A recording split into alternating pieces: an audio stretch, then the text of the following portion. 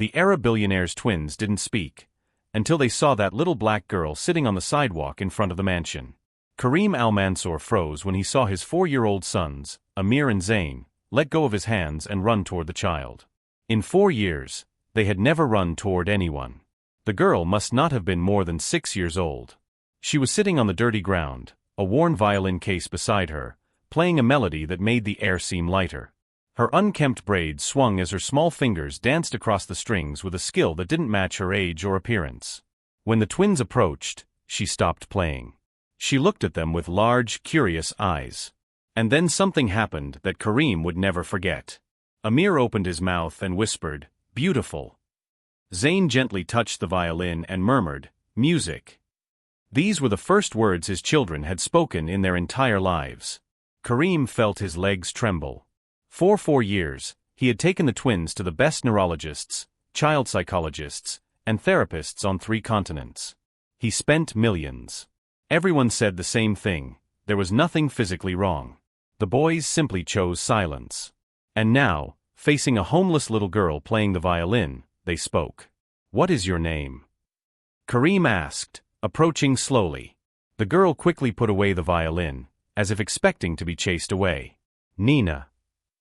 "Nina, you play very well. Who taught you?" She hesitated. "My father. He was a professional musician." "And where is he now?" Nina's eyes filled with tears. "I don't know. It's been 3 weeks since he left to look for work and hasn't come back." Before Kareem could answer, a harsh voice cut the air. "Mr. Al-Mansour." Richard Stone, the Homeowners Association manager, walked toward them with an unfriendly face. "This child has been here for 2 days. She is scaring away our residents. I've already called social services." Amir and Zayn clung to Nina, making sounds of protest. "Music," Zayn repeated, pointing at the violin. "Stay," Amir whispered, pulling Nina's sleeve. Kareem looked at his children, who had never shown attachment to anyone besides him and his late wife, defending a complete stranger. "Mr. Stone," Kareem said firmly, "the girl is not bothering anyone." "Mr. Al-Mansour, with all due respect, this is a luxury residential neighborhood. We cannot have unaccompanied minors living on the sidewalks. It's a matter of security." "I understand perfectly. That is precisely why I am going to resolve the situation." Stone crossed his arms. "How?" "Nina," Kareem turned to the little girl, "would you like to stay at my house for now? Until we find your father." Nina's eyes widened. "In your house? Really? Really? You can play for my children. It seems your music has a special effect on them." "Mr. Al-Mansour." Stone protested. "You can't just take in an unknown child." "I can and I will. Unless you prefer me to contact my lawyers about harassment of vulnerable minors." Stone paled. I was just doing my duty." "Your duty is fulfilled. You may leave." After Stone stormed off, Kareem looked at Nina. "Come. We'll give you a warm bath, real food, and you can tell me about your father." Nina picked up her violin case with trembling hands. "Thank you, sir. Thank you very much." Amir and Zayn, each holding one of Nina's hands, walked toward the mansion. And Kareem realized something extraordinary. His children had not only spoken for the first time, they had chosen to speak to defend someone they loved. What he didn't know was that Nina guarded a secret. A secret about who she really was, why she played so well, and what the true connection was between her and Kareem's late wife. But everything would be revealed. And when it was, everyone's lives would change forever. If you are enjoying this story of impossible connections and unexpected miracles, don't forget to subscribe to the channel, because what comes next will surprise you completely. 3 days had passed since Nina had entered the mansion, and the twins' transformation was impossible to ignore. Amir and Zayn followed Nina everywhere. When she played the violin in the garden, the two sat at her feet, fascinated. When she laughed, they smiled. And most impressively, they began speaking in complete sentences. "Nina, play that song again," Amir asked on that Thursday morning. "The one you like," Zayn completed. Kareem watched from the office window, his heart heavy with emotion and curiosity. There was something about that girl that went beyond musical talent. Something familiar that he couldn't identify. Mr. Al-Mansour, Maria, the housekeeper, entered with a worried expression. "You have visitors." Mr. Stone brought someone from social services. Kareem went downstairs and found Stone accompanied by a woman in a suit holding a clipboard. "Mr. Al-Mansour, I am Jennifer Brooks, social worker. We received a notification about an unaccompanied minor residing here. Nina is under my temporary care while we search for her father. Do you have legal authorization for this?" Kareem hesitated. "I am arranging it. Then I need to take her to a shelter until we regularize the situation." "No." Amir's voice echoed firmly. Everyone turned around. The twins were on the stairs, holding Nina's hands. "Nina stays," Zayn said with determination. Jennifer was surprised. "These children, do they speak?"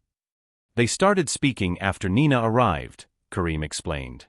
"She has an extraordinary therapeutic effect on my children." Touching, but not a legal argument. That's when Nina stepped forward. "Ms. Brooks, my father's name is David Carter. He worked at the Boston Philharmonic until 3 months ago. He lost his job when he got sick. We have documents."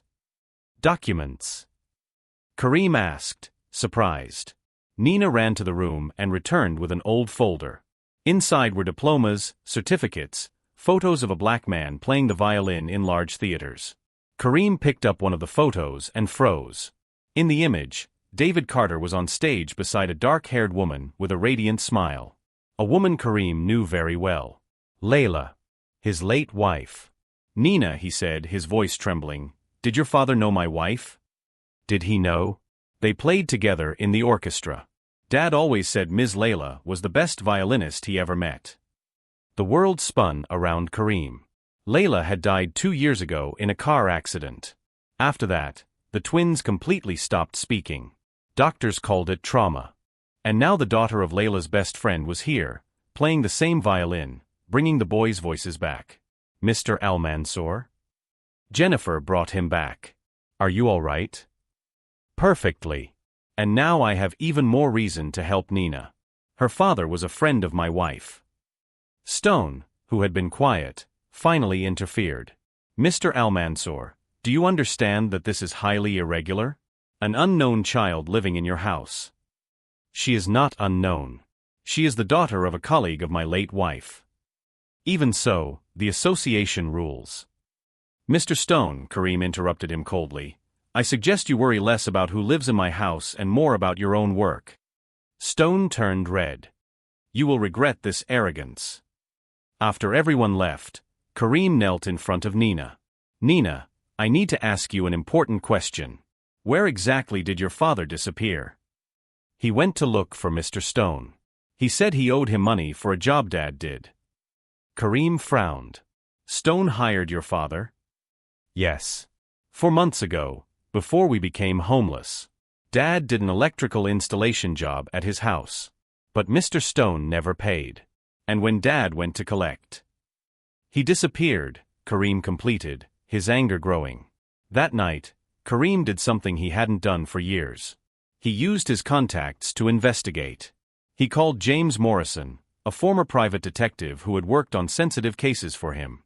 "James, I need you to find someone. David Carter, a musician, disappeared 3 weeks ago. Any suspicion where to look?" "Start by investigating Richard Stone, the Homeowners Association manager. I have reasons to believe he is involved." Meanwhile, Nina played a soft melody in the garden. Amir and Zayn danced around her, laughing, something Kareem hadn't seen in 2 years. Maria approached him. "Sir, that girl is an angel. She brought life back to this house." "It's true. That's why I need to protect her. And find out what happened to her father." 2 days later, James called with disturbing information. "Kareem, I found something. Stone has a history of hiring immigrant and undocumented workers for unregistered services. When they come to collect payment, he threatens to call immigration or the police." "And David Carter?" "There are records of a heated argument between them 3 weeks ago. Witnesses say Stone threatened David. After that, no one saw Carter again." Kareem felt his blood boil. "Keep investigating. I need concrete proof. There's one more thing. Stone is planning something. I overheard him talking to lawyers about suing you for endangering neighborhood security. He wants to force you to hand over the girl. Kareem looked out the window. Nina was teaching the twins how to hold the violin bow correctly. They laughed, tried, failed, tried again. It was the family he thought he had lost forever. James, gather everything you find. And look for David Carter. If he's alive, we'll find him. If Stone did something to him. Got it. I'll expedite the investigation. That night, while putting the boys to bed, Amir held Kareem's hand. Daddy, will Nina stay forever? I will do everything I can to make that happen. And her father? Kareem took a deep breath. We will find him, son. I promise. What Kareem didn't know was that Stone was already executing his next attack. And this time, it would be much worse than social workers and legal threats. Sometimes, desperate men do desperate things. And Stone had a lot to hide. The next morning, everything fell apart. Kareem woke up to urgent knocking at the door. It was 6 a.m. When he opened it, he found 4 police officers, Jennifer Brooks from Social Services, and Richard Stone with a victorious smile on his face. Mr. Al-Mansour, announced Detective Richards, we have a search and seizure warrant. We received a serious complaint that you are holding a minor captive against her will. That's ridiculous. Nina is here because she wanted to be. There are also accusations that you forged documents to obtain illegal custody, Stone added with venom in his voice. Maria rushed down the stairs with the twins and Nina. When Nina saw Stone, she paled and hid behind Kareem. It's him, she whispered, trembling. He's the one who hurt my father. What? Kareem turned to her. I saw it. I was hiding in the car when Dad went to collect payment. Mr. Stone hit him and dragged him somewhere. I got scared and ran. Stone let out a false laugh. The girl is inventing stories. This proves she is unstable. Nina doesn't lie. Amir shouted, placing himself in front of her. She is our friend. Zayn completed. Detective Richards looked at the children, then at Kareem. Mr. Al-Mansour, until we resolve this, the girl needs to come with us. No. Nina screamed, clinging to Kareem. Please don't let me go with them. Mr. Stone will hurt me too. That's when Kareem's phone rang. It was James. Kareem, we found David Carter. He is alive, but injured. He was locked in an abandoned warehouse owned by Stone. I'm taking him to the hospital now. And there's more, I got security camera footage showing Stone assaulting Carter. Kareem activated the speakerphone. Can you repeat that, James? Loud and clear. James's voice echoed through the room. David Carter was found locked in a warehouse registered under Richard Stone's name. He was assaulted and held captive. I have video proof. Stone's face went from red to white in seconds. That's a lie. A setup. Detective Richards turned to Stone with a hard look. Mr. Stone, you will need to come with us for questioning. I didn't do anything. This child is a liar and this Arab is buying false witnesses. Dad. A weak voice came from the phone. It was David Carter. Nina snatched the phone from Kareem's hand. Dad? Dad, are you okay? I am, my princess. I'm alive. Thank God you are safe. Nina broke down in tears. Amir and Zayn hugged her, also crying. James continued over the phone. Detective Richards, I am sending the evidence now. Security cameras from October 18th showing Stone assaulting Carter with an iron bar and dragging him to the warehouse. Afterward, Stone returned 3 times to bring water and food, keeping the victim captive. Furthermore, James added, I found bank records showing Stone embezzled over $200,000 from a homeowners association through false contracts. David Carter discovered this when he did the electrical work and Stone needed to silence him. This is absurd. Stone screamed, but his voice was desperate now. I have rights. You can't just. Mr. Stone, the detective interrupted him, you are under arrest for kidnapping, assault, embezzlement, and attempted murder. 2 police officers handcuffed Stone. As he was led away, He looked at Kareem with pure hatred. You think you won? I'm going to destroy your reputation. I'll sue you for defamation for... You will be silent, Kareem said in an icy voice, or I will add attempted coercion to your growing list of crimes. After they took Stone away, Jennifer Brooks approached Kareem and Nina. Miss Nina, I am so sorry for what you went through. Your father is being taken to the hospital. Do you want to see him? Yes. Please. Kareem knelt in front of her. Nina, I will take you to see your father. And after he recovers, you two decide what you want to do. Can I come back to see Amir and Zayn? The twins ran and hugged Nina tightly. You are our family, Amir said clearly. Always will be, Zayn completed. At the hospital, the scene was heartbreaking. David Carter was injured, with broken ribs and severe dehydration, but alive. When Nina entered the room, he wept like a child. My little girl. My treasure. I thought I would never see you again. Dad, Mr. Kareem saved me. And his children, Amir and Zayn, became my best friends. David looked at Kareem, who was at the door. Mr. Al-Mansour? Yes. You knew my wife, Layla.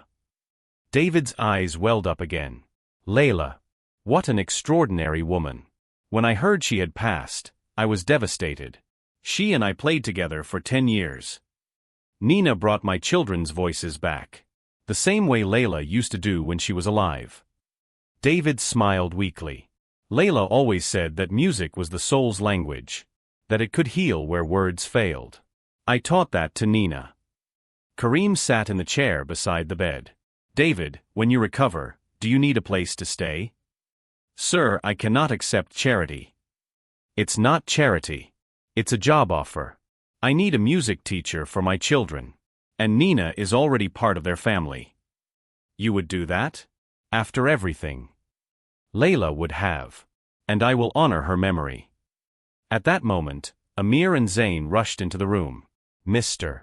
David, Amir said shyly, can you teach us to play the violin? Like Nina plays? Zayn completed. David looked at those children who, thanks to his daughter, had found their voices.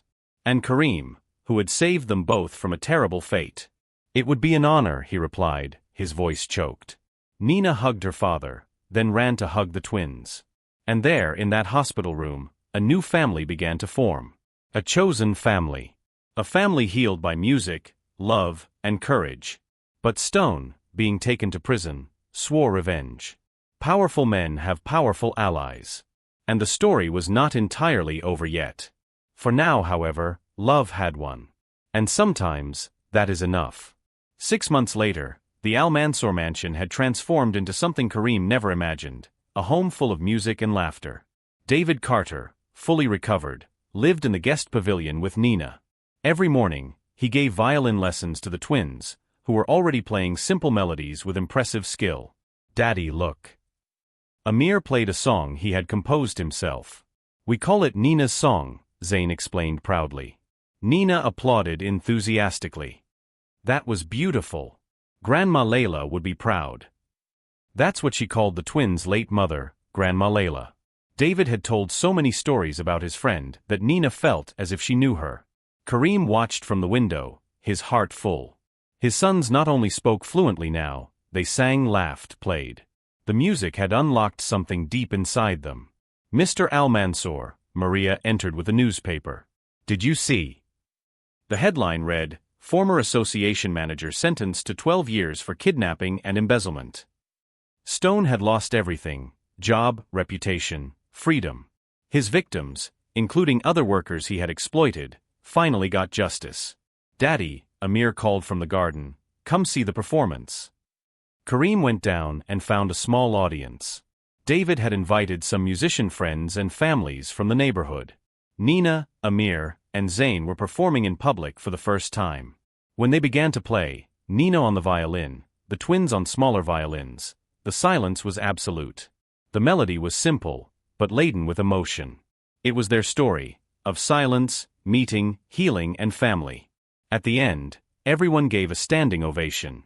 There were tears on many faces. Incredible, one woman commented. I heard those boys didn't speak until they met the girl. It's true, another confirmed. What a beautiful story. After the performance, Kareem gathered everyone, David, Nina, the twins, Maria, in the garden. I want to make an announcement, he said. David, you and Nina brought life back to this house. Because of that, I want to create something permanent. A music foundation for children with communication difficulties. You would direct the program. David was speechless. Kareem, I don't know what to say. Say yes. There are hundreds of children like Amir and Zayn who need to find their voices. And you have the gift to help them. Then yes. 1,000 times yes. Nina hugged her father, then ran to hug Kareem. Thank you for saving us. You saved me too, Kareem replied, his voice choked. You saved my sons. You gave me family back. Amir and Zayn joined the collective hug. We are all family now, Amir declared. Forever, Zayn completed. That night, while Nina played one last melody before sleeping, Kareem looked at the starry sky. He felt Layla's presence like never before. She had sent David and Nina. He was sure of it. It was not a coincidence. It was love planning its own miracle. The lesson was clear. Sometimes, the people we need most do not come wrapped in luxury and privilege. They come sitting on sidewalks, playing worn violins, carrying invisible wounds and extraordinary gifts. And when we have the courage to look beyond appearances, to reach out to those the world ignores, we discover that we are not saving anyone. We are being saved. True wealth is not in what we possess. It is in whom we choose to love, whom we choose to protect, whom we choose to call family. Kareem had learned this in the most beautiful way possible. And he would never forget. If this story touched your heart, subscribe to the channel. Share it with someone who needs to be reminded that kindness still transforms lives. That music still heals souls. That love still builds families where blood failed. Because in the end, we are all just people looking for connection. And sometimes, it comes from where we least expect it. Sometimes, it comes in the form of a little girl with an old violin and an immense heart. And it changes everything. Forever.